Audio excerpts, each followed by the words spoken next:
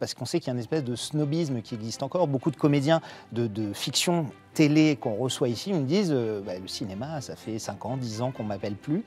Comment vous faites? Et est-ce que ce snobisme, j'imagine, vous ne le ressentez pas, vous? Un petit peu malgré tout. Ah, un petit peu, c'est vrai? Non, parce que c'est très compliqué. Le cinéma, aujourd'hui, c'est compliqué. Il est déjà compliqué à financer. Donc voilà. Que ce soit bankable, il faut s'appuyer voilà, sur il y a aussi tout ça. Donc en fait, c'est toute une...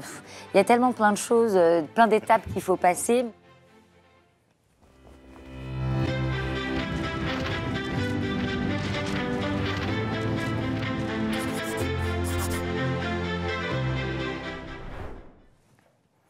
Bonjour à toutes et à tous, ravi de vous retrouver pour ce premier club série Le Figaro de la saison. Je remercie Jean-Christophe Buisson, l'actuel sociétaire du club Culture, de nous laisser la main cette semaine pour parler de séries et un rendez-vous que vous retrouverez d'ailleurs régulièrement tout au long de la saison. Et pour m'accompagner, je sais que j'ai beaucoup de chance. Vous êtes nombreux à rêver d'être à ma place. J'ai la chance de compter sur un quatuor féminin de choc que je vais vous présenter d'ailleurs tout de suite. Et on commence par nos spécialistes, celles qu'on surnomme les drôles de dames des séries au sein du Figaro, ce qui fait de moi évidemment Charlie.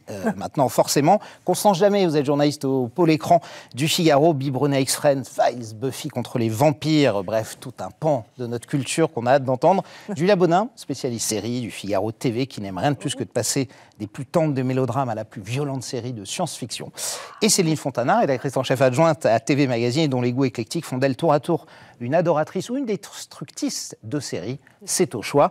Et pour finir, évidemment, la cerise sur le gâteau, notre invitée de la semaine, c'est une comédienne que vous avez découverte jeune femme, souvenez-vous, dans Section de recherche ou Sous le soleil, elle a explosé aux yeux des téléspectateurs dans Leibovitz contre Leibovitz, sans parler du cinéma, où on l'a vu tour à tour. La liste est interminable. Christian Clavier, Marie-Lou Berry, Philippe Lachaud, Franck Dubos, Alexandra Ami, Cadmerade, Jean-Pascal Zadi ou encore Danny Boone, n'en jetez plus. C'est plein. Cette fois-ci, elle va vous émouvoir autant qu'elle va vous enchanter dans l'adaptation en série du livre Le parfum du bonheur de Virginie Grimaldi. Ce sera diffusé sur France 2 dès le 8 octobre. Bonjour Caroline Anglade. Bonjour. On est ravis de vous recevoir et de vous avoir avec nous. Sur ce plateau, vous êtes officiellement notre marraine de la saison 1. Merci d'avoir accepté d'être là pour la première. Vous serez à la tête d'affiche du Parfum du bonheur, je l'ai dit, diffusé à partir du 8 octobre sur France 2. Une mini-série, c'est en 4 épisodes, donc il y aura 2 semaines, tiré du livre Le parfum du bonheur et plus fort sous la pluie. Le titre de Virginie Grimaldi est un peu plus long que le vôtre. On va en parler dans un instant, mais là, vous revenez tout juste du Festival de La Rochelle, du Festival de la Fiction. Je veux savoir comment a été accueillie la série et comment vous rentrez. On vous a vu arriver ici sur le plateau avec un énorme sourire. C'était très joyeux, non? Elle a été très, très, très bien reçue. Les gens étaient enchantés, assez émus aussi. Il y a eu vraiment toute une ambiance assez calme. Après, là, on ne sait jamais si ça a plu ou pas, mais en fait, les gens étaient très, très émus. Et le festival était très joyeux parce qu'on découvre plein d'autres séries aussi, on voit plein de gens qu'on aime. C'était génial. Il y a eu beaucoup de rire pendant la séance, je témoigne. Et ça rit beaucoup aussi, parce que ça n'est pas que... Il y a de tout, émouvant. Effectivement, et on va en parler. Les adaptations de livres, justement, notamment des best-sellers comme ça, que tout le monde connaît, que tout le monde a lu, c'est souvent à double tranchant, parce qu'il faut rester quand même fidèle, garder les fidèles, tout en faisant évidemment un peu différemment. Comment ça s'est passé pour vous, Caroline? Vous aviez lu le livre de Virginie, j'imagine, avant de tourner? Alors, j'aurais pu me fier totalement qu'au scénario, parce que généralement, je ne veux pas brouiller les pistes, et puis je veux rester aussi proche du scénario et de ce que la réalisatrice et l'adaptatrice proposent. Mais j'ai eu quand même la curiosité de découvrir le roman l'été, juste avant de tourner, et pour y choper quelques détails, pour ressentir la plume aussi de Virginie, ce qui se dégage de son roman. C'est un peu plus détaillé, en fait, évidemment, oui, forcément. Il y a une autre chose qui se dégage, et puis c'est vraiment Virginie, quoi. Donc, et j'ai adoré. J'ai adoré, mais j'ai eu peur parce que c'est tellement dense, le personnage de Pauline est tellement dense, il y a tellement d'émotions que ça m'a foutu un peu le trac aussi quand même. Et ça reste fidèle quand même au roman, oui, pour ceux qui l'ont lu? Ouais. Très fidèle. Et d'ailleurs, je crois que Virginie, qui est venue de temps en temps nous voir sur le plateau, est très très contente du résultat. Et voilà, je crois qu'elle est tout à fait satisfaite. Parce que c'est vrai que les adaptations, c'est pas toujours simple. Et d'autres personnes sont satisfaites ici. On ne va pas rentrer dans le vif du sujet, évidemment. Caroline a évoqué cette mini-série en 4 épisodes de 52 minutes, adaptée par Samantha Mazeras et réalisée par Baya Kasmi. Ce sera diffusé donc à partir du 8 octobre sur France 2. Julia, c'est vous qui avez vu la série pour nous, et vous allez nous la pitcher un petit peu pour ceux qui n'ont pas lu le roman. On reste un petit peu quand même, et qui ont hâte de voir la série. Alors, c'est difficile de pitcher une série comme celle-là sans spoiler.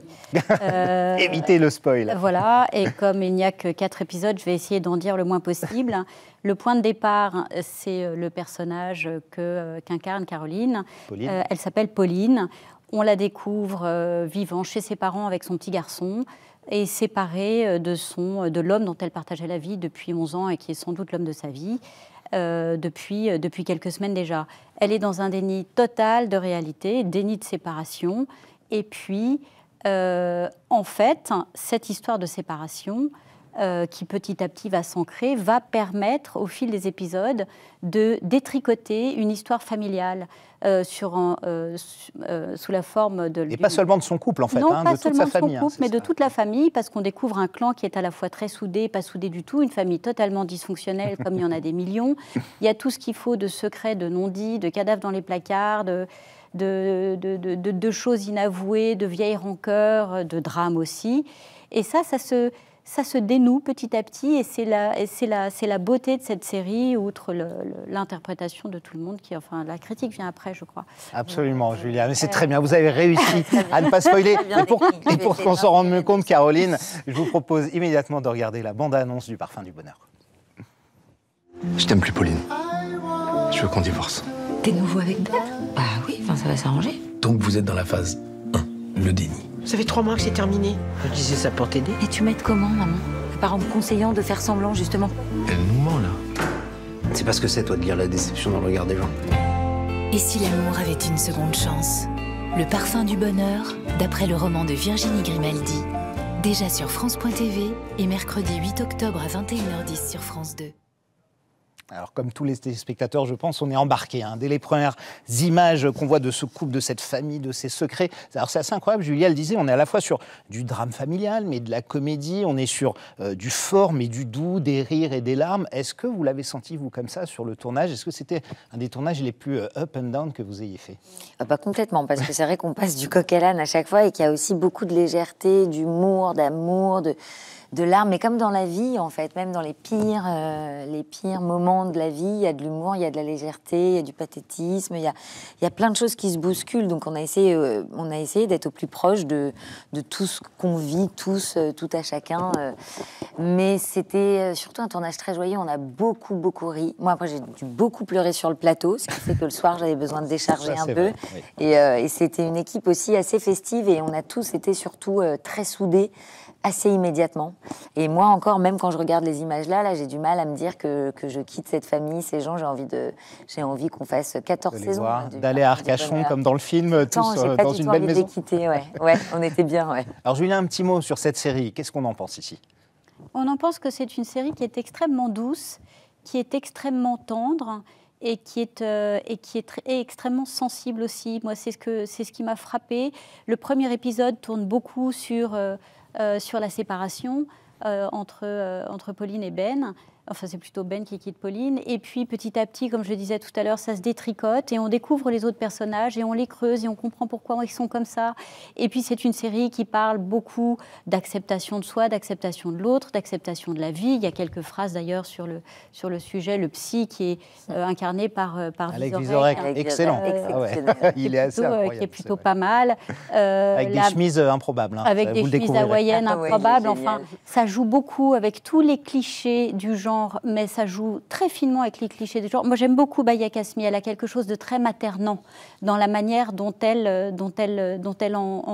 s'enroule autour de ses personnages. Je ne sais pas si vous serez d'accord avec moi. Oui. Et elle avait fait Le Grand Bazar avant, qui était une précédente dramédie, qui est passée totalement inaperçue sur M6, malheureusement. Elle était géniale. Alors qu'elle était formidable et qui avait déjà ce timbre, cette rondeur et puis cette tendresse. C'est une série d'une très grande tendresse et on comprend beaucoup de choses sur la famille, comme dans This Is Us, par exemple, qui était une série d'une très grande intelligence aussi. Et vraiment, j'ai été séduite. Je ne sais pas quoi dire de plus. Je peux dire beaucoup. Pas mal. C'est déjà pas mal. Céline, vous avez été attirée par cette série. Tout à fait. Alors, je ne connais pas du tout en fait, l'œuvre de Virginie Grimaldi, mais j'ai vraiment reconnu la patte de Baya Kasmi. Baya Kasmi, c'est la lutte des classes, Mikado dernièrement, Oui. Le nom des gens. Le nom des gens, c'est très drôle. En tout cas, Et donc, il y a vraiment ça touche là, c'est-à-dire, le Grand Bazar lui convenait bien, parce que quand elle raconte la famille, c'est comme les familles, en effet, dysfonctionnelles, c'est un joyeux foutoir, c'est chaleureux, c'est tendre, elle est proche des gens, la caméra est très, très fluide, et il y a beaucoup de rythme, et il y a énormément d'humour. Enfin, les comédiens sont prodigieux. Elle va chercher cette grand-mère, Michel Moretti, qui est un personnage... bijou. Colombe, elle est géniale. Ouais. Un bijou. C'est la comédienne, en fait, on ne sait jamais son nom, mais on la reconnaît très bien. C'est elle qui fait la maman d'Audrey Fleurot dans HPI. Exact. Et Oui, elle jouait également dans la série Les Bovitz contre les Bovitz, il y a très longtemps que je faisais, et on avait déjà eu un coup de cœur merveilleux, donc quand on en a parlé avec Baya, Michel Moretti. Il y avait beaucoup de Michel dans la... Oui, c'est vrai qu'elle Dans est la- assez incroyable. Quand Elle elle vous est voit tous déprimés, elle extraordinaire. dit c'est pire que dans mon EHPAD. C'est Elle est assez drôle. formidable. Elle joue les grands-mères Constance, indignes. est-ce que c'est le genre de petits bijoux, de petits bonbons que vous aimez déguster ça? Alors oui, d'autant plus que moi je n'ai pas été à La Rochelle, donc je vais pouvoir rentrer dans le sujet Ah. complètement vierge. Et donc j'ai Très bien. eu ce qu'en dit Julia, je suis très curieuse de voir ce que ça donne. Et moi j'aime beaucoup les histoires comme ça, un peu de creusement de sentiments à la Stéphane Zweig. Donc Exactement. oui. Et alors, les personnages de Virginie Grimaldi, on le voit, ils sont souvent drôles, ils sont résilients, ils sont forts, ils sont touchants. Et cette touche de fantaisie, qui est vraiment sa signature à elle, c'est ce que vous avez essayé d'apporter au personnage de Pauline aussi. Bah oui, puis je me suis assez inspirée de Virginie en plus parce que on a des points en commun, elle et moi, et on a eu la chance qu'elle vienne assez régulièrement sur le plateau, et on a fait un déjeuner un jour, elle et moi, et on s'est raconté un peu nos vies. Elle a un humour extraordinaire, elle est décalée, elle est drôle, elle est pince sans rire, et en vrai, comme on retrouve ça dans le livre et dans l'adaptation, dans le scénario, bah, ça se fait assez naturellement, et comme j'ai le rire facile aussi et l'humour, je pense qu'il va avec, je me suis... Enfin, ça a été assez évident quoi, pour moi, mais c'était déjà tellement présent à l'écriture. Et puis après, il faut dire que tout le panel des personnages autour de moi, ils sont quand même tellement riches, tellement drôles et à la fois touchants, mais je suis extrêmement bien entourée, ce qui a rendu les choses beaucoup plus faciles. Quelle fratrie quand même. La fratrie est magnifique. La C'était vraiment, ils sont le cœur de toute la famille après qui gravite. Alors, incroyable. on peut les citer, hein, évidemment. Il y a Julia Ford dans le rôle Julia de ma Ford, sœur, ouais. et qui est extraordinaire. Moi, j'étais au spectacle quand je la regardais jouer, je la trouve Elle est très drôle. bouleversante, Elle est à très la fois drôle. très touchante et très Exactement, drôle. c'est une immense actrice. Et Félix Moati, qu'on ne présente plus, qui est un habitué. Génial, qui a assez des changé baguettes. d'ailleurs, la barbe, les Ouais, lunettes. là, et tout, il arrive un petit peu plus ténébreux, et il est très, très habitué à... C'est vraiment la famille artistique de Baya. Donc, on était trop contente qu'il nous suive dans cette aventure, et il est fantastique. Et tous les trois, on est très, très différents. Et Fonctionne pour très, très autant, bien. ça fonctionne à merveille, quoi. Il y a une réplique quand même très drôle de Félix Moati que je tiens à citer. Ah oui, allez-y, c'est J'y vais parce que- On veut écouter ça, absolument. Il y a plein de répliques très très drôles ou très très fines aussi. J'en cite deux. J'ai noté une de Pauline Caroline. Donc c'est on avait la plus belle histoire d'amour du monde, mais il ne s'en souvient pas. Je trouve ça tellement joli. Ouais. Et Félix, pour la côté plus humoristique, c'est extrêmement violent votre compréhension. Donc il parle à toute la famille réunie. C'est extrêmement violent votre compréhension. Je dis que je suis gay et c'est une bonne nouvelle. Voilà, exactement. Cette scène est très drôle. Ouais, ça veut T'as tout dire. spoilé. Mais il ne faut pas spoiler.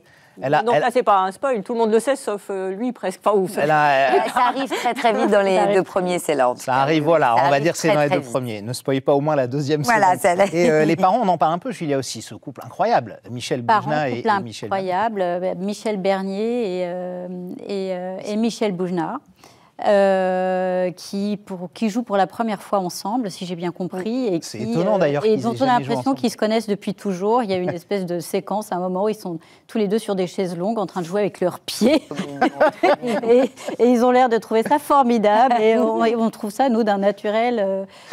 C'était dans le script, ça, ou ils l'ont fait comme ça? Je ne sais pas si c'était dans À le mon script. avis, ils l'ont trouvé eux. Quoi. Ouais, ils On a l'ont eu la trouvé, chance de pouvoir répéter les scènes et de les nourrir encore plus, mais très drôle. On ne saurait pas dire si tout est absolument écrit ou pas, ou s'il y a eu une petite part de liberté improvisatoire, mais il y a des choses qui sont tellement naturelles qu'on ne peut pas imaginer que c'était écrit. Alors après, tout ça, on pourrait dire, comme je le disais tout à l'heure, que ce sont des clichés et que c'est la manière dont on joue avec ces clichés qui fait qu'une série est intéressante, qu'une fiction, qu'un récit est intéressant ou pas. Mais non, c'est très, très, très bien. Très Constance, séduisant, ça très- vous a plu, les très parents touchant. comme ça? Le père qui est que dans sa cuisine et la mère qui est que Pourquoi pas? Moi, je dis, comme j'ai pas vu la série, Ah oui, c'est vrai, Pierre, absolument. Je n'étais pas à La Rochelle, j'étais officielle de Deauville, et donc du coup...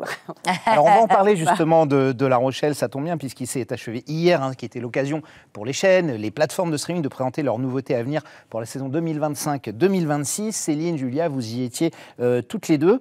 Céline, qu'est-ce qu'on retient de ce festival 2025 de La Rochelle? La tendance n'est pas nouvelle, mais elle s'est encore renforcée, c'est que c'est vraiment un festival consacré aux femmes, qui met en avant les femmes, que ce soit devant ou derrière la caméra, les productrices. Il y a eu pour la première fois un prix de la meilleure productrice. Et surtout, en thématique de fiction, au cœur des fictions, de l'émancipation des femmes, même dans les séries historiques comme Merteuil ou Montmartre. Et puis les violences aux femmes, que ce soit les femmes battues, les féminicides.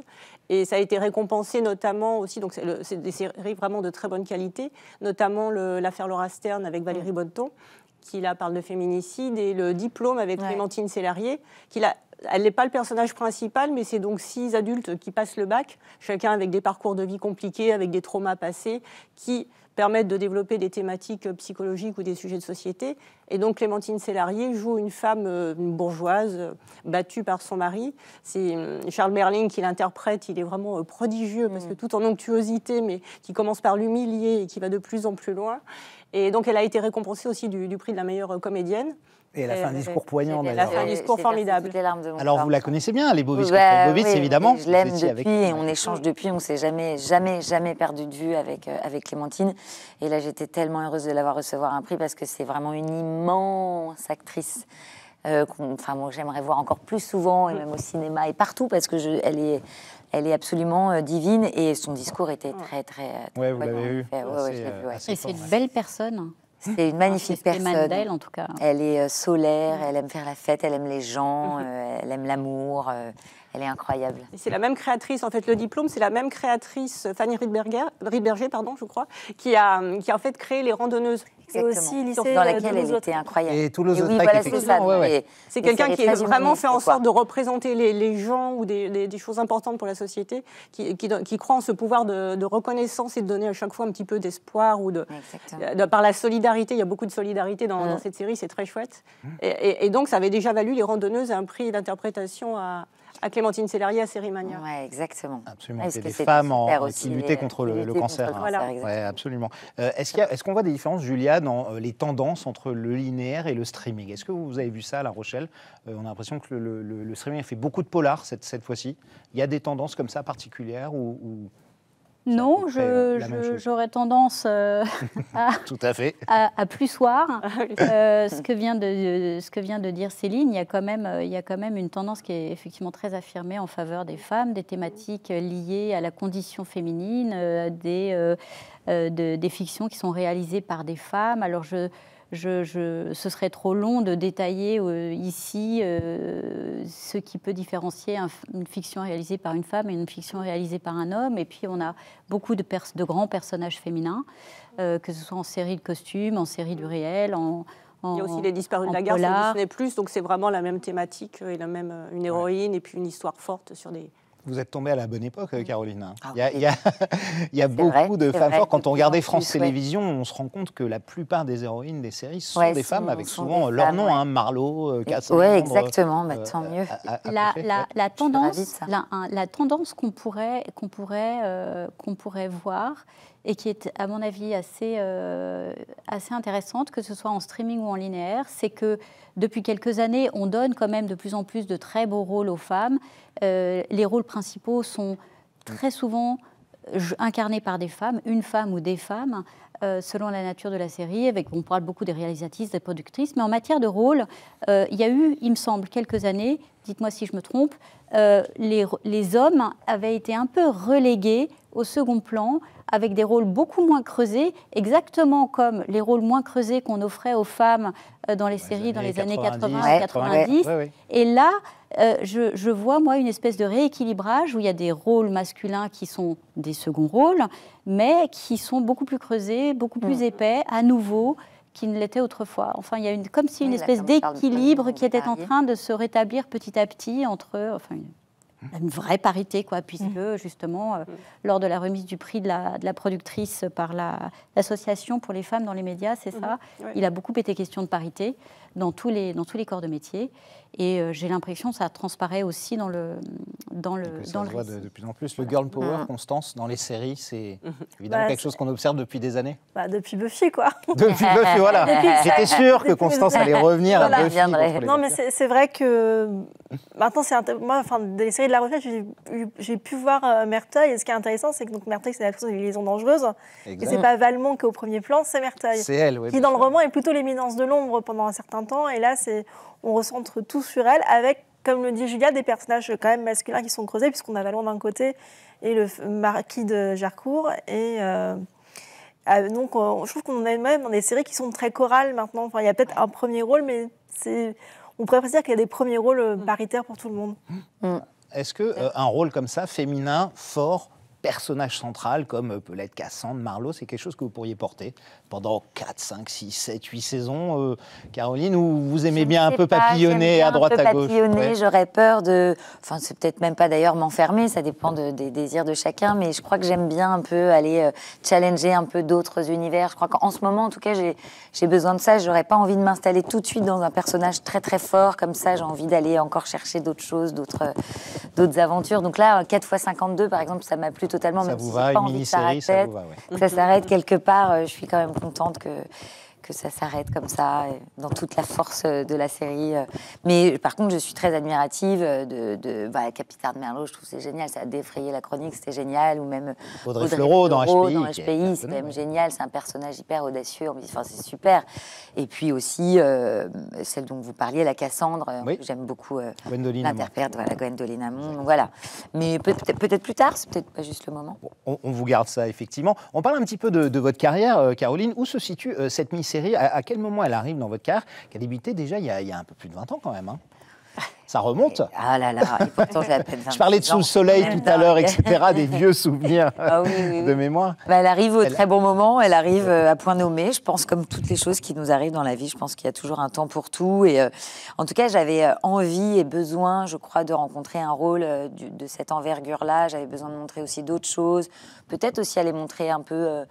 parce qu'on vous identifie toujours à quelque chose. Parfois, on ne vous voit pas grandir, on ne vous voit pas évoluer. Aujourd'hui, je suis devenue maman, j'ai eu des expériences. Donc, j'étais bien contente de pouvoir montrer tout ça à l'écran. Puis, il y a toujours un truc un peu, quelque chose de thérapeutique dans chaque rôle. Et celui-là, il est arrivé dans un moment de ma vie où j'avais besoin d'aller chercher des choses aussi. Donc, et puis, cette rencontre avec Baya, qui m'a bouleversée, que je ne veux absolument plus quitter, parce que c'est une femme exceptionnelle, quoi. Baya et Virginie, ça a été des rencontres au-delà de leur fonction de réalisatrice ou d'autrice. Humainement, on a partagé des grands moments, des grandes conversations sur le monde, la vie, les sentiments. C'était bouleversant, quoi. Alors, quand on préparait cette émission, on s'est rendu compte que vous étiez alternativement au cinéma, à la télé, et que vous réussissiez avec succès, d'ailleurs, à alterner un peu tout, ce qui n'est pas toujours simple, parce qu'on sait qu'il y a une espèce de snobisme qui existe encore. Beaucoup de comédiens de fiction télé qu'on reçoit ici me disent le cinéma, ça fait 5 ans, 10 ans qu'on ne m'appelle plus. Comment vous faites? Et est-ce que ce snobisme, j'imagine, vous ne le ressentez pas, vous? Un petit peu malgré tout. Ah, un petit peu, c'est vrai? Non, parce que c'est très compliqué. Le cinéma, aujourd'hui, c'est compliqué. Il est déjà compliqué à financer. Donc voilà... faut que ce soit bankable, il faut s'appuyer voilà, sur il y a aussi tout ça. Donc en fait, c'est toute une... Il y a tellement plein de choses, plein d'étapes qu'il faut passer, mais j'ai cette chance-là de pouvoir, effectivement, pour l'instant, alterner entre le théâtre, parce que le théâtre, à qui je voue aussi un amour aussi, infini, et puis la télé, le cinéma. Mais en vrai, maintenant, peu importe la plateforme, enfin, peu importe comment dit-on, le support. Le support, oui, absolument. J'aime aller me challenger. Et aujourd'hui, c'est vrai que si on a moins accès au cinéma de temps à autre, parce que c'est compliqué aujourd'hui de monter un film, on a de la chance de pouvoir avoir des séries télévisées qui offrent des rôles comme celui-là et comme tant d'autres. Donc pour l'instant, je profite de tout ça. Mais un rôle comme celui-là, au cinéma, il aurait été beaucoup plus frustrant parce que vous n'auriez pas eu le temps de creuser, on aurait juste eu le temps. Certainement, et puis surtout, c'est pas à moi qu'on l'aurait proposé. Donc heureusement qu'il Non, dis pas ça, Caroline. Non, je dis pas ça, mais c'est vrai qu'il faut les atteindre, ces rôles-là au cinéma. Pour l'instant, c'est pas... En tout cas, vous avez une très jolie manière de traverser cette série, quoi. Le personnage est tellement douloureux qu'il y a comme une espèce de survol... D'où... Oui, comme si vous survoliez le drame, d'une certaine manière. Mais il n'y a rien de plus beau que quelqu'un qui se bat vainement pour récupérer un amour. C'est terrible, mais c'est très, très beau. Ça a parlé à beaucoup de mes amis, parce que j'ai déjà beaucoup d'amis là, qui ont vu le replay. Et c'est incroyable comme ça bouleverse énormément de mes amis qui ont déjà vécu ça, parce que le deuil, on en parle peu, que ce soit le deuil. Bon, je ne spoil pas, mais en tout cas, même le deuil d'un couple, c'est terrible, les histoires d'amour, les chagrins d'amour, c'est compliqué, quoi. Et justement, est-ce qu'entre les deux, le cinéma et la télévision, il y a maintenant les plateformes de streaming, Netflix, Prime Video, de vidéos à la demande. Constance, est-ce que pour les acteurs français, on le voit notamment, c'est un moyen aujourd'hui de pouvoir s'exprimer à travers le monde pour le public le plus large, sans être forcément au cinéma? En tout cas, pour les séries françaises, je sais que pour moi, c'est surtout pour les séries espagnoles et les séries coréennes à Squid Game. Pour les séries françaises, des gros succès de Netflix, j'ai un trou de mémoire. Pas encore. Si, il y a Lupin. Oui, il y a Lupin. Ouais, voilà, il y a Lupin qui a lancé, c'est vrai, qui était déjà connu, qui était déjà connu par internationalement. Jurassic Park et qui a fait quelques choix qui sont sortis directement en streaming chez nous. Il y a eu pas mal de films d'action récemment qui n'ont pas trop marché et qui sont sortis directement sur les plateformes. Mais c'est sûr que c'est... je ne sais pas, parce que par exemple, 10% qui était un grand succès à France 2 était diffusé par Netflix à l'étranger. C'est ce qui a ouvert à Camille Cotin de possibilité de jouer dans chez Ridley Scott, de jouer dans Killing Eve. Et donc, je pense que pour n'importe quel acteur, si la série est portée par le streaming, on sort des frontières. C'est vrai. Et vous, c'est évidemment, en tant qu'actrice, vous regardez ces plateformes, c'est évident. Oui. Oui, beaucoup. Oui, c'est extraordinaire. Oui. Donc vous direz oui dès qu'on vous appellera. Non, ça dépend de ça dépend du projet, de la série, du rôle, évidemment. Mais c'est vrai que c'est assez tentant de pouvoir se dire aussi d'avoir une grande ouverture comme ça sur le monde et de pouvoir voyager avec une série un peu partout dans le monde et du coup d'avoir des opportunités après. Vous avez cette ambition Vous avez d'international, c'est quelque chose Ma maman en a très envie pour moi. Donc, mais elle a un instinct qui est assez drôle, mais elle me voit très bien là-bas. Donc chaque fois, elle me le dit, elle dit t'inquiète, ça arrive, ça arrive. Donc moi, pour l'instant, je suis très bien ici, mais pourquoi pas. En tout cas, je ne dis non à rien. Absolument. Alors vous avez peut-être trouvé votre bonheur dans la deuxième partie de notre émission, puisqu'on va parler de l'actualité des séries, le moment de faire un petit tour sur ce qui se passe aujourd'hui dans le monde des séries. C'est toutes nos chroniqueuses ici que vous voyez qui ont traqué chaque info susceptible de nous intéresser dans l'univers des séries qui est en perpétuelle ébullition. On commence avec vous, Constance. Présumé innocent aura droit à une deuxième saison. Alors pour ceux qui n'avaient pas vu la première, c'est une série Apple qui reprend l'intrigue d'un roman qui avait été adapté au cinéma avec Harrison Ford, qui voit un procureur qui est mêlé à l'enquête sur le meurtre d'une collègue. Et en fait, donc, dans cette première saison, le soupçon se porte très vite sur lui. Et donc, ils ont décidé de faire une anthologie, de reprendre à chaque fois ce motif avec des acteurs différents. C'était Jack Gyllenhaal le Jack premier. Gyllenhaal et Renate Reinsve de Julie en 12 chapitres. Et là, pour la deuxième saison, ils prennent un autre livre qui n'est pas encore sorti en librairie, mais qui s'appelle Dissection of Murder. Et donc, ils choisissent un acteur que j'aime beaucoup, qui est l'acteur gallois Matt Uris, qui jouait dans un des espions dans The Americans. Génial. Et il est associé avec une actrice que Céline aime beaucoup, Rachel Brosnahan. L'actrice préférée de Miss Maisel. Et donc, l'actrice préférée de Céline. Dans cette seconde saison qu'ils doivent tourner, elle joue une avocate qui doit défendre un prévenu dans une affaire où la victime est un juge. Et pour compliquer l'histoire, Matt Uris joue le mari de cette femme et il est lui-même procureur de l'affaire. Très bien. Alors on voit exactement où ça va aller. Céline, vous allez nous parler d'apparence et de cicatrices. Je suis à moitié rassurée. Oui. Je vais vous parler d'Iris Bucher, qui est une productrice qui adore défigurer ses actrices. Ah ouais. Oui. Vous n'avez pas tourné avec elle encore? Pas de production. Et elle a commencé en fait dans le bazar de la charité. Avec Julie. Avec Julie de Bonin. Julie de Bonin, ouais. Voilà. Qui donc a défiguré suite au fameux incendie du fameux bazar. Donc ça, c'est magnifique. Elle a réitéré. Oh, vous allez trop vite. Ça, c'est la photo de la prochaine série, c'est ça. Ouais. Elle a réitéré avec Laura Smet dans Surface, la série là, qui fait un carton en ce moment sur France 2. Et impressionnante cicatrice, c'est sûr. Moi, Julie, je l'ai adorée d'ailleurs. Mais sans la cicatrice. Non, elle était toute. Parce qu'elle était brûlée, c'est ça. Elle avait le visage partiellement brûlé et elle était. merveilleuse dans son... Bon, si c'est bien fait, vous le faites, ça vous Ah plairait? oui, Ouais, oui. pas de Bah, problème. Julie, elle m'avait impressionnée, parce que comme on se connaît très bien, elle m'avait un peu parlé de l'avant et de la transformation qui l'a aussi beaucoup portée. Et oui, mais il faut que ce soit bien fait, et c'est pas simple. Et donc on arrive à Apparence, la prochaine. Donc là c'est une fiction, en fait c'est le thème de la chirurgie esthétique. Un chirurgien esthétique est retrouvé assassiné dans des conditions assez macabres. Et il y a Hélène de Fougerolles au centre, donc, qui joue une enquêtrice mais journaliste. Léonie Simaga à gauche qui enquête au nom de la police. Et donc Léa Lévian, une comédienne à droite qui a été vue dans Mortel et dans Sous la Seine aussi, qui elle est en fait une ancienne patiente de ce chirurgien qui a été défigurée suite à l'intervention et qui est évidemment la coupable idéale. Et oui.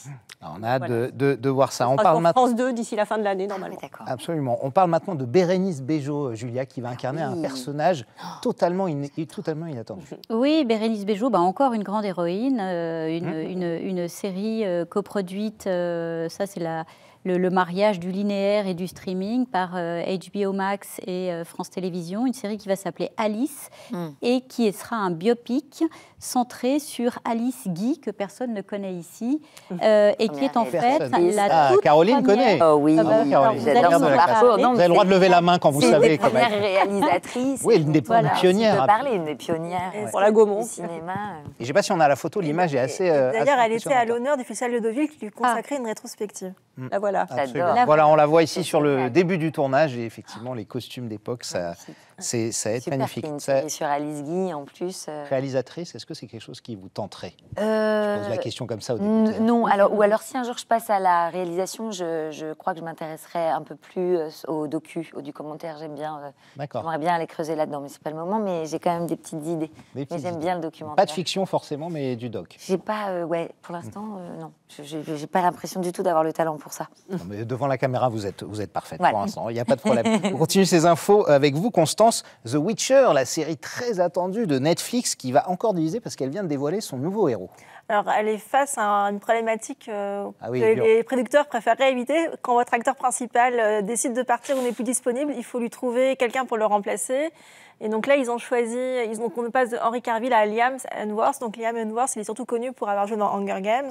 C'est le frère de Chris Hemsworth Oui. qui joue dans Marvel Thor. le fameux. Et donc là, comme vous voyez, grâce à une perruque blonde, la ressemblance est parfaite, mais je ne suis pas sûre que ça va du coup aider le problème profond de la série qui est tout autre, qui est une série qui part de la série de romance The Witcher qui a inspiré les jeux vidéo. Et la série, c'est de grand n'importe quoi, un grand bazar. Et sachant que Henry Cavill est parti parce qu'il avait une divergence artistique avec les producteurs qui ne respectaient pas le matériel de base, je ne suis pas sûre que continuer la série avec quelqu'un d'autre soit un pas dans la bonne direction. Ouais, ça, c'est pas évident, de changer d'acteur comme ça du jour au lendemain. On va parler d'une série qui va sûrement vous intéresser, Big Little Lies, la série juillet avec Nicole Kidman et Reese Witherspoon qui va revenir. J'espère, en tout cas. Ah, vous espérez, d'accord. C'est un serpent de mer depuis un petit moment, mais on espère beaucoup une saison 3. Donc Nicole Kidman et Reese Witherspoon sont devant la caméra merveilleuse. Elles sont aussi productrices de cette série. On se souvient de la petite musique Cold Little Heart de Michael Kiwanuka pour le générique qui est merveilleux. La côte californienne sublime, ces noires âmes qui se dévoilent.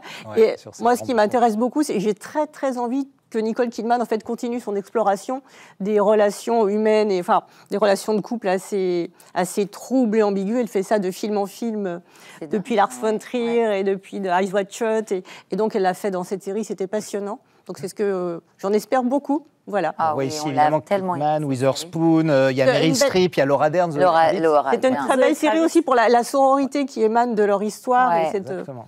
Une série comme ça, 100% femmes, 100% sororité, vous y allez demain C'est tellement bien, celle-là, bien joué. Toutes les comédiennes sont extraordinaires. L'histoire, j'avais adoré. Et effectivement, la musique qui accompagne. Je l'ai adoré cette série. Je suis trop contente d'avoir une nouvelle saison qui arrive probablement. Et demain, une série de ce type se fait en France. Vous en faites partie directement. Je postule en tout Ouais, cas. vous postulez. Je lève le doigt. Ça, Comme c'est le cas dans le Bazar de la Charité, par exemple. Oui, C'était déjà exactement. un peu le cas, ou Résistante, je crois. C'est ça. Les combattantes. Combattantes, pardon. Ouais, juste après Sorti le à peu Bazar. près avec le même. Exactement. Et T36 qui va arriver. Et T36 qui suit, oui. Bon, ça, il y en a quelques-uns encore. Julien, on finit avec vous. On va parler de Denis Podalides. Alors, après avoir incarné Nicolas Sarkozy au cinéma, maintenant, il s'attaque à un autre président de la République. Il s'attaque à François Mitterrand. Rien que dans ça. une adaptation pour France Il va Télévisions. les jouer tous, les présidents. La conquête, ouais, c'était avec Sarkozy. Eh bien, on a vu les premières images, on a vu un petit teasing lors de la conférence de presse du line-up de France Télévisions à La Rochelle. Et Ah oui, en fait, voilà il Mitterrand. passe mieux dans le rôle de Mitterrand que dans le rôle de Nicolas Sarkozy. Ce sera donc l'adaptation du livre de Pierre Péon, sorti en 1994, qui s'appelait Une jeunesse française.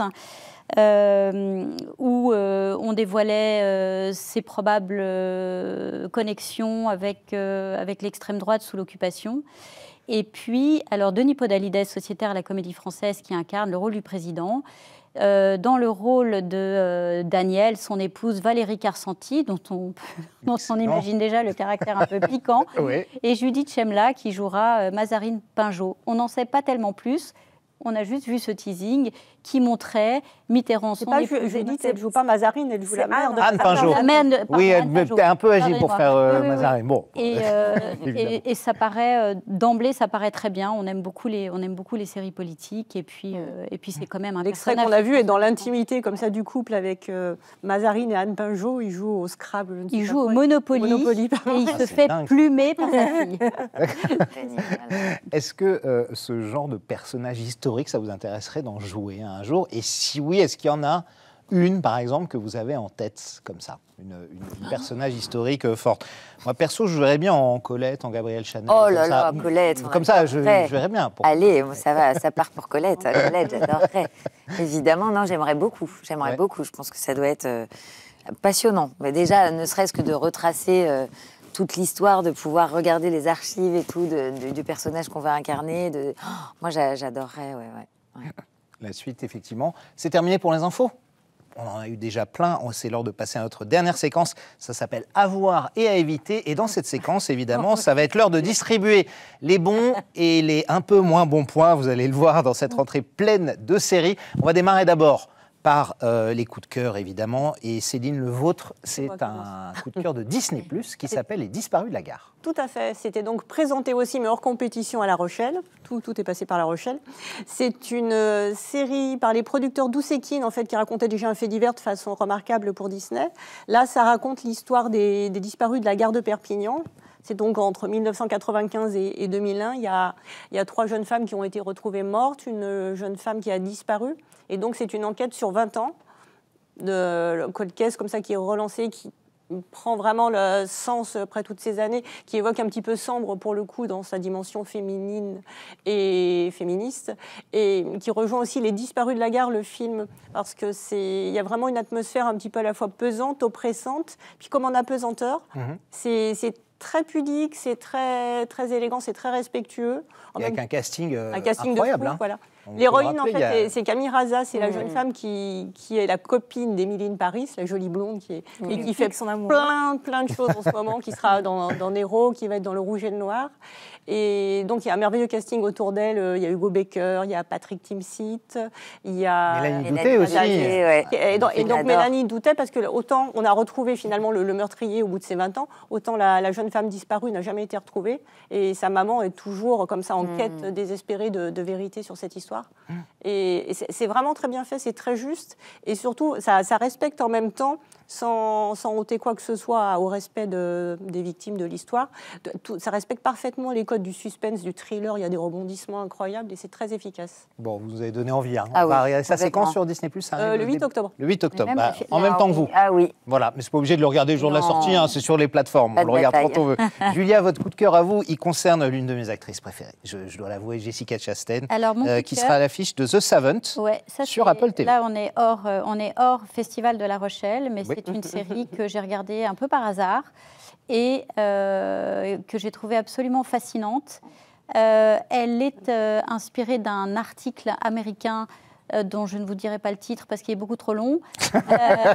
Parce que vous en souvenez plus, dites-le Non, tout de pas du suite, tout, Julia. ça ira. et qui remonte à 2014 et qui portraituerait une femme qui avait été surnommée de Savant.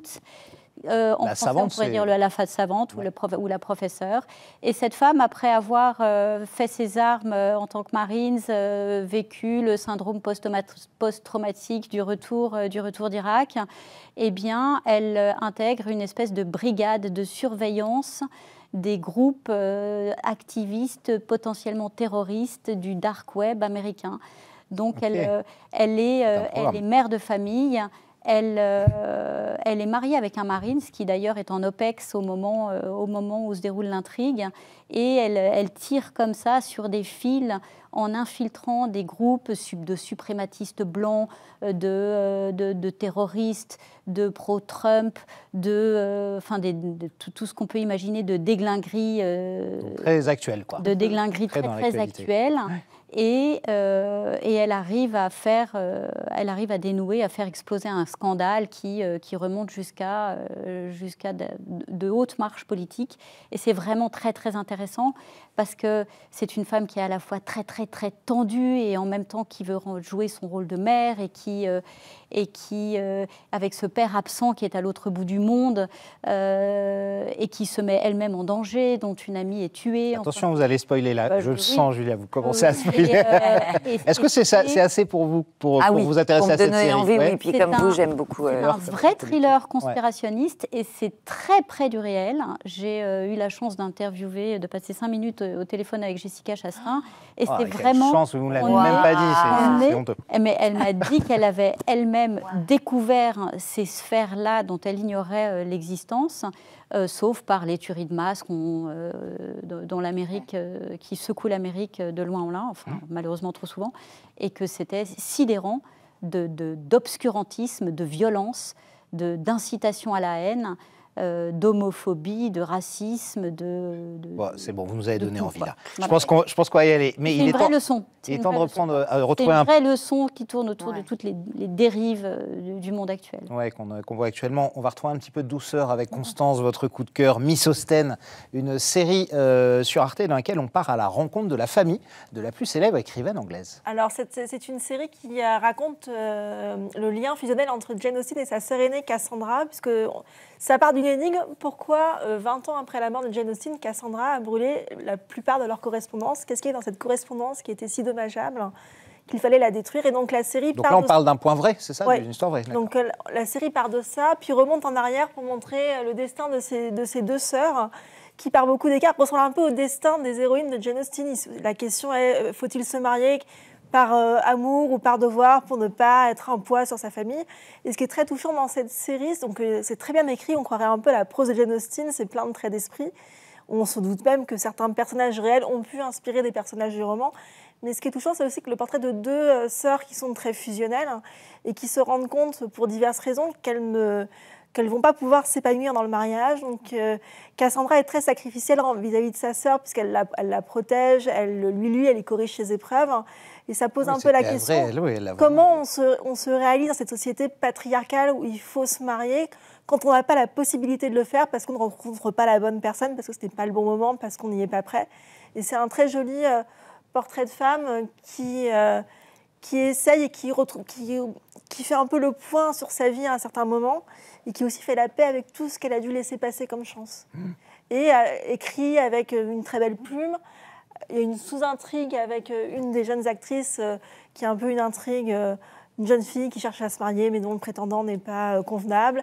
Et donc, on trouve un peu tout ce que les Anglais font très bien dans le costume drama, quelque chose de très intime et quelque chose de très délicat et d'assez émouvant. C'est ça, les séries en costume, les drames en costume. Absolument. Et ça montre qu'il y a toujours quelque chose à raconter sur Jane Austen 250 ans après sa naissance. Et ce qui est fou, c'est que dans les 12 mois à venir, on va avoir pléthore de projets on va réadapter Orgueil et Préjugés, Raison et Sentiment, on va faire des suites, on fait des podcasts, enfin c'est... Oui, adaptation de tous ces livres qui ont déjà été adaptés plein de fois d'ailleurs aussi. Mais là, il va y avoir une nouvelle vague pour une nouvelle génération de lecteurs. Ça, vous êtes cliente aussi? Je sais que vous aimez bien la série d'Arte, globalement. J'adore les séries. Ils font toujours des choix assez de qualité. Qualitatif, j'adore ça. C'est clair. Alors, comme vous le savez ici, Caroline, on adore les séries, mais de temps en temps, certaines ne s'imposent pas ou ne réussissent pas à faire le cut, comme on dit, à passer notre terrible jugement. Donc, pour vous épargner du temps de visionnage, à toutes et à tous, on va vous révéler 3 séries que vous pouvez éviter, évidemment, en cette rentrée. Et Céline,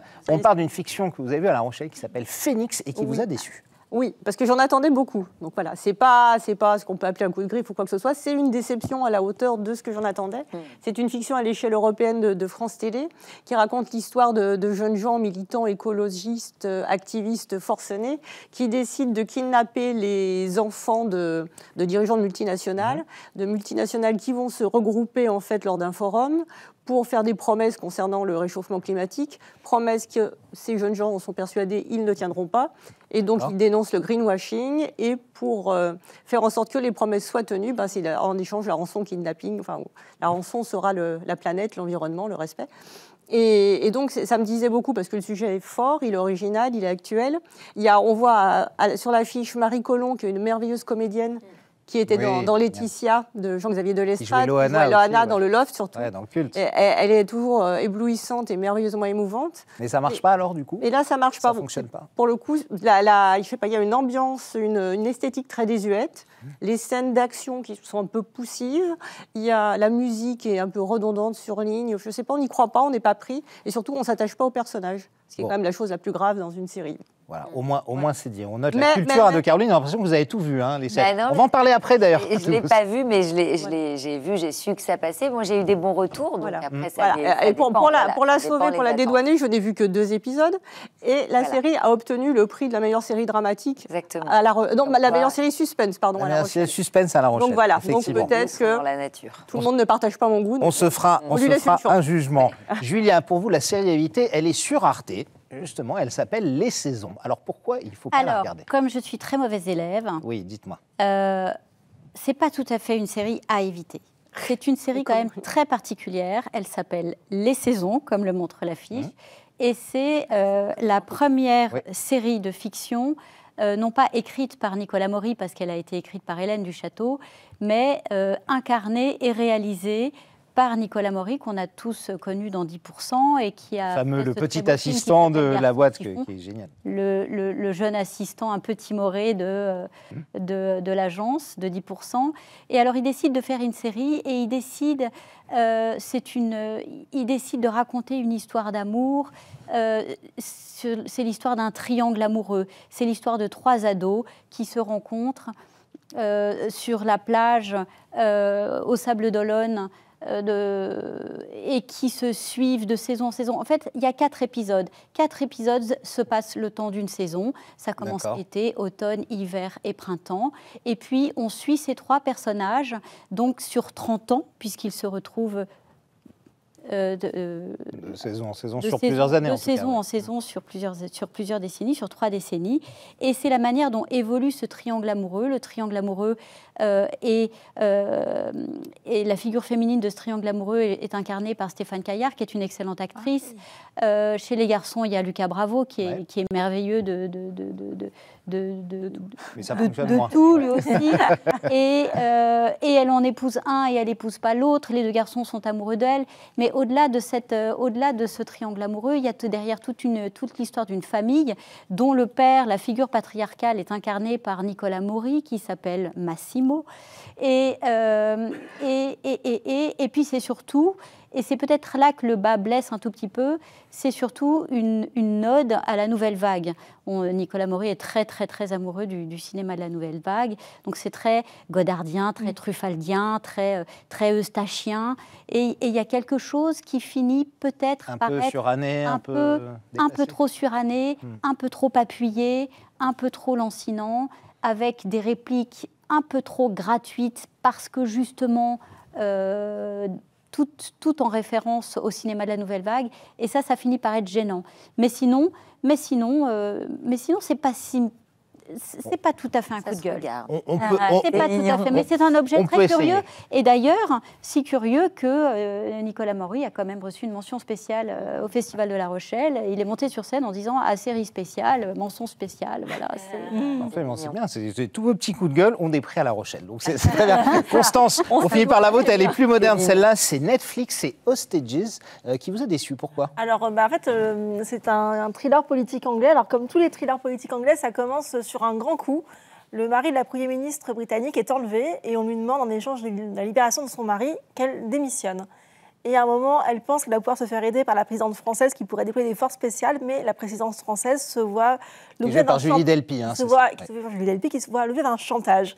Alors là, on se dit, c'est bien parti, ça commence très gros, comment ça va se poursuivre. Et plus on avance dans les rebondissements, plus c'est énorme et plus ça défie l'entendement, la logique, la diplomatie.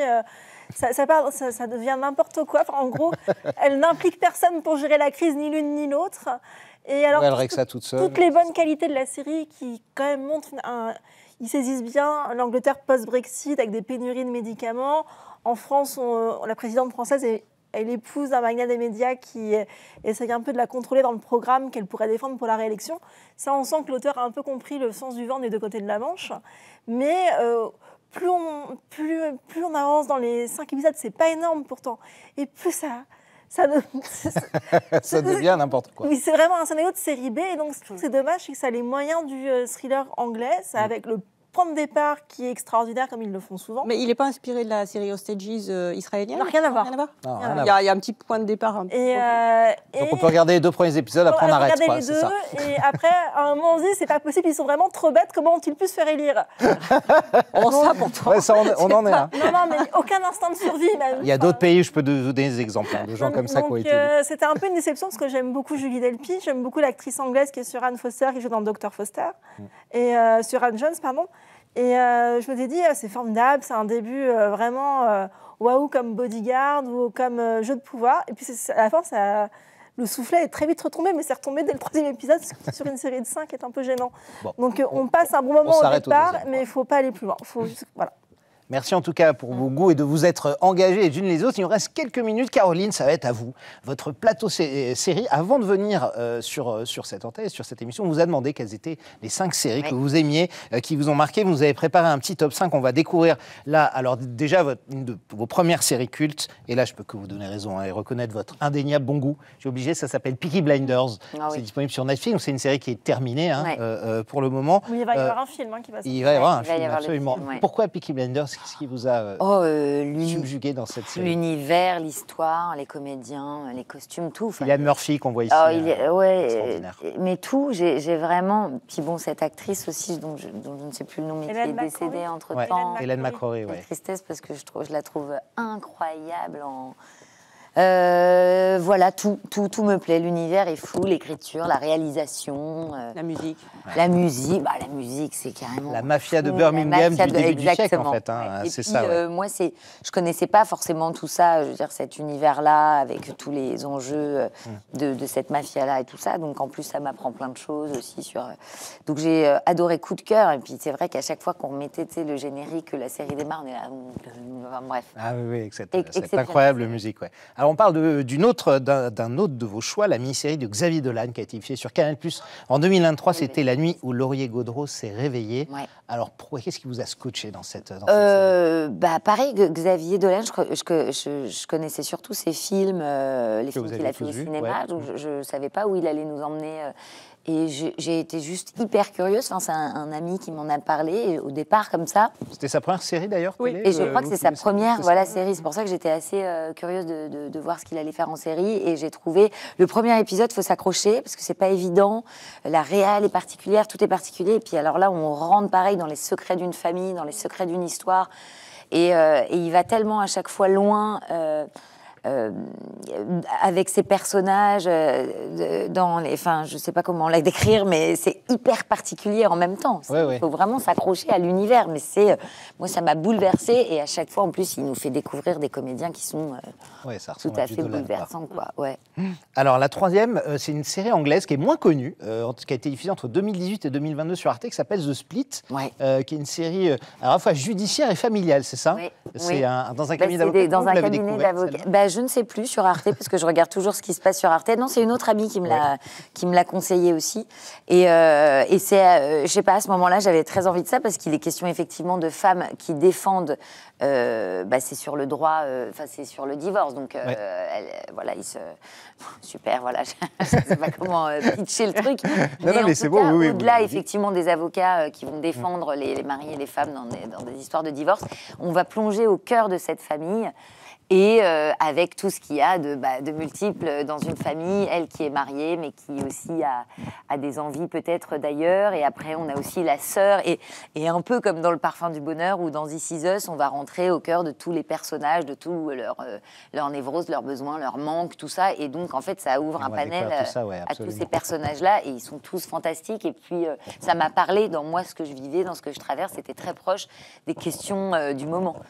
Alors désolé, on a été trop bas, il nous reste quasiment plus de temps. Alors juste les deux dernières que vous aviez prises, c'était The Messias, qui est une série espagnole à voir également sur Arte TV, qu'on vous conseille. Et alors Empathie, la dernière série sur Canal. Là, il faut foncer. C'est en ce moment d'ailleurs, tous les épisodes ne sont pas encore disponibles. Ça, vous recommandez à tout le monde d'y aller. Ça, tout est dans le titre. Alors on ira. C'est un mot qui colle très bien aussi au Parfum du Bonheur. Oui, exactement. C'est exceptionnel. Et on ira voir ça. Merci beaucoup en tout cas Caroline Anglade d'avoir été notre invitée. Je rappelle qu'on vous retrouve dans